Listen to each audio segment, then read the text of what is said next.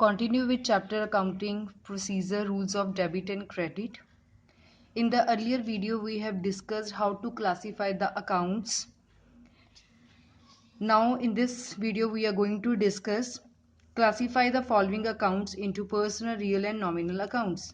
कि आपको जो accounts कुछ given है आपको उसको classify करना है personal, real और nominal में.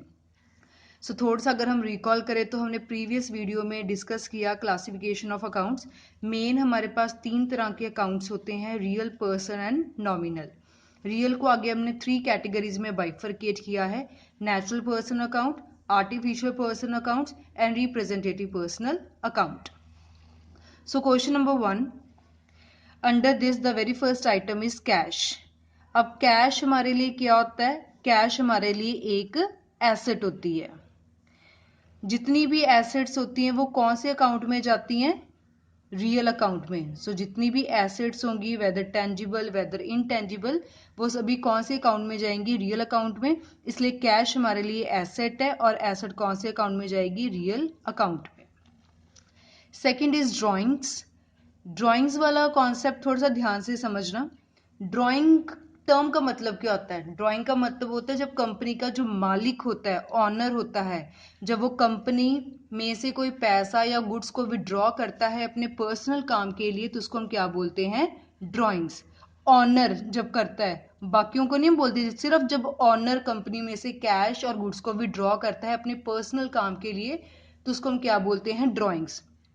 सो जो ड्रॉइंग्स है वो टर्म किसके साथ रिलेटेड है? कंपनी के ऑनर के साथ.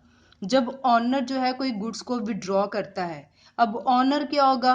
कोई पर्सन, कोई कंपनी, कोई फर्म हो सकती है. So it can be any natural person, it can be any artificial person, कोई भी हो सकता है. सो अल्टीमेटली ये कौन से अकाउंट में आ जाएगा? पर्सनल अकाउंट में. आपको सब हेडिंग्स नहीं पूछी गई, आपको ये नहीं पूछा गया कि नेचुरल पर्सन या आर्टिफिशियल. आपको सिंपल बोला गया है क्वेश्चन में रियल, पर्सन और नॉमिनल में आपने डिवाइड करना है. सो जो ड्राइंग्स टर्म होती है वो कंपनी के ऑनर के साथ रिलेटेड होती है. ऑनर कोई भी पर्सन या कोई भी फर्म या कंपनी हो सकता है. वो सभी कहाँ आते हैं? पर्सनल अकाउंट में. इसलिए ड्राइंग्स भी कहाँ चले जाएगा? पर्सनल अकाउंट में. Then it is capital. Same. Capital का मतलब क्या होता है? शुरुआती तौर पे जब बिजनेस स्टार्ट होता है तो जो कंपनी का मालिक होता है वो कंपनी में पैसे लगाता है या कुछ सामान एसेट्स लेकर आता है. सो जब बिजनेस शुरू होता है तब, और शुरू में कौन पैसे लगाएगा? कंपनी का ऑनर. अब ऑनर कोई भी पर्सन हो सकता है. सो ये कौन से अकाउंट में चले जाएगा? Personal account. क्योंकि ड्राइंग्स और कैपिटल टर्म हम सिर्फ कंपनी के ऑनर के लिए इस्तेमाल करते हैं, ये टर्म किसी और के लिए इस्तेमाल नहीं होती. इसलिए जो ऑनर होता है वो पर्सनल अकाउंट में ही फॉल होता है. Then it is bank. अब बैंक क्या होगा? इसको ये भी ह्यूमंस की तरह ही काम करता है. जैसे हमने पढ़ा था कि आर्टिफिशियल पर्सनल अकाउंट में ये आता है क्योंकि that exist as a person in the eye of law. Law की नज़रों में जो बैंक है वो भी एक आर्टिफिशियल पर्सन के तौर पे काम करता है. इसलिए ये भी कौन से में चले जाएगा? पर्सनल अकाउंट में. Then it is discount received. Discount received का मतलब है कि जैसे किसी को किसी से हमने गुड्स खरीदी, ज़्यादा पैसे बनते थे, हमने कम पैसे दे दिए और कुछ पैसे हमारे बच गए. फॉर एग्जाम्पल मेरा 1 लाख रुपीज़ बनता था बट मैंने 95,000 ही दिया और 5,000 मैंने सेव कर लिया, मुझे डिस्काउंट मिल गया. सो अब जब मुझे डिस्काउंट मिलता है मेरा फ़ायदा होता है, मेरा गेन हो जाता है क्योंकि मेरे पैसे बच गए. अब जब गेन होता है तो वो कौन से अकाउंट में जाता है? नॉमिनल अकाउंट में. क्योंकि नॉमिनल अकाउंट का रूल क्या है? Debit all the expenses and losses, credit all the incomes and gains. Credit all the incomes and gains. कोई भी आपका फायदा या आपकी इनकम हो रही है तो उसको हम कहाँ डालते हैं? डिस्काउंट. कहाँ डालते हैं? नॉमिनल अकाउंट में. For example discount received. Then it is outstanding salaries. Outstanding का मतलब है जितने भी हमारी कंपनी के एम्प्लॉयज़ है सबकी सैलरी जो है वो पेंडिंग है, हमने किसी भी अपने एम्प्लॉय का कोई भी सैलरी अभी तक नहीं दी. सो जितने भी एम्प्लॉयज़ है सबके लिए हमने आउटस्टैंडिंग सैलरीज अकाउंट बना दिया.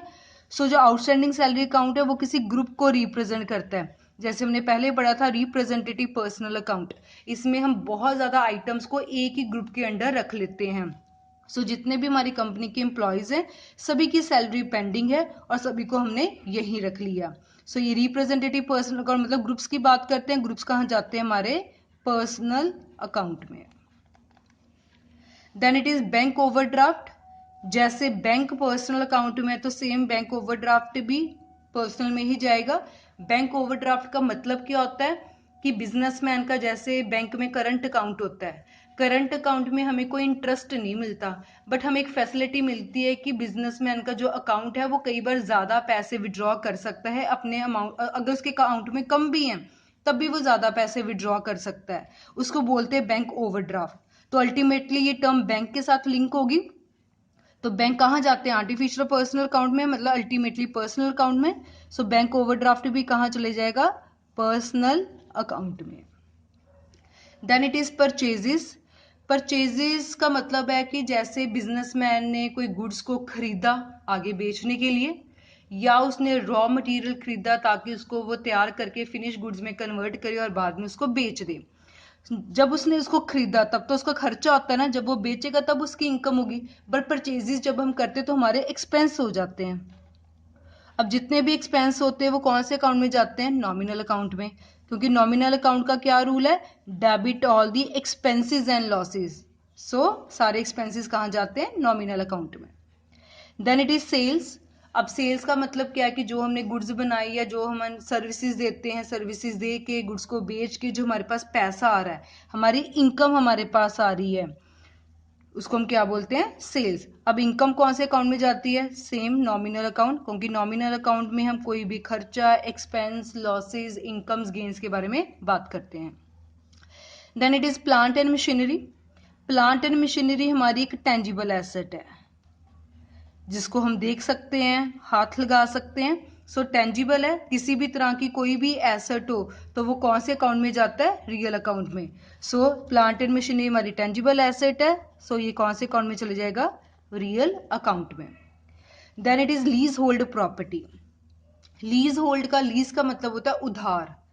इसका मतलब कि कंपनी को हर बार कोई एसेट खरीदने की जरूरत नहीं है, कई बार हम उसको उधार पे लेकर भी इस्तेमाल कर सकते हैं। Let us take very simple example.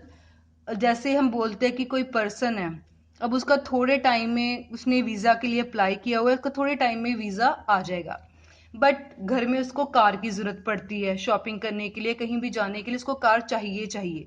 अब वो ये सोचता है कि कार खरीदने का कोई मतलब नहीं बनता क्योंकि पता नहीं कब वीजा आ जाए और उसको वो जाना पड़ जाए। अगर वो खरीद के रख लेगा तो बाद में फिर उसको बेचने में प्रॉब्लम आएगी, शायद सस्ती ना बेचनी पड़ जाए या बिके या ना बिके, तो ऐसी प्रॉब्लम्स को शायद फेस करनी पड़ सकती है।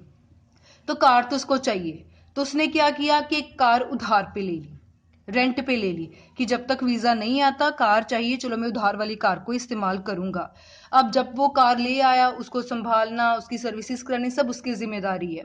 अब उसकी प्रॉपर्टी में ही काउंट होगा ना कि वो कह सकता कि हाँ मेरे पास एक कार है जिसको मैं यूज कर रहा हूं। बेशक उसने खुद नहीं खरीदी बट उसने उधार पे ले ली, पर बन तो उसकी अपनी प्रॉपर्टी गई ना जब तक वो उसको इस्तेमाल कर रहा है। सेम इन दिस केस कि हर बार कंपनी जो है एसेट्स को खरीदती नहीं है, हम कई बार उसको उधार पे ले आते हैं, उसको इस्तेमाल करके बाद में उसको वापस कर देंगे। जैसे बिजनेस में अगर एग्जांपल है तो कंपनी को अपने प्रोडक्ट को डिलीवर करने के लिए कंपनी साल में एक ही महीना डिलीवरिंग करती है और नहीं कभी देती, प्रोडक्ट्स को आगे सप्लाई करती, तो उसको उसके लिए ट्रक चाहिए। सो ट्रक क्या, उसने कहा कि परचेज करने का क्या फायदा, पूरे साल वो ऐसे ही खड़ा रहेगा, तो ठीक है हम एक महीने के लिए जो ट्रक है वो उधार पे ले लेंगे। अब एक महीने के लिए उसने उधार पे ले लिया तो ट्रक को उसने संभाल के रखना है, उसकी एसेट बन जाएगी क्योंकि वो उसको इस्तेमाल कर रहा है बिजनेस में। तो ऐसी थिंग्स को हम कहाँ रखते हैं? लीज होल्ड प्रॉपर्टी में, जो हमने परचेज नहीं करी बट हम उसको इस्तेमाल कर रहे हैं उधार पे। सो अल्टीमेटली ये हमारी एसेट ही काउंट होती है। सो जितनी भी एसेट्स होती है वो कौन से अकाउंट में जाती है? रियल अकाउंट में। Last is goodwill. गुडविल को अगर हम सिंपल टर्म्स में पढ़ें तो गुडविल का मतलब होता है रेपुटेशन। सो गुडविल, रेपुटेशन को हम देख नहीं सकते, हाथ नहीं लगा सकते, बट मॉनेटरी टर्म में उसकी वैल्यू जरूर होती है। सो जो गुडविल है हमारी इनटेंजिबल एसेट है तो एसेट ही ना, वेदर टेंजिबल और इनटेंजिबल। इनटेंजिबल है तो जितनी भी एसेट्स होती है वो कौन से अकाउंट में जाती हैं? रियल अकाउंट में। So this was about classification of the following accounts into real, person and nominal accounts.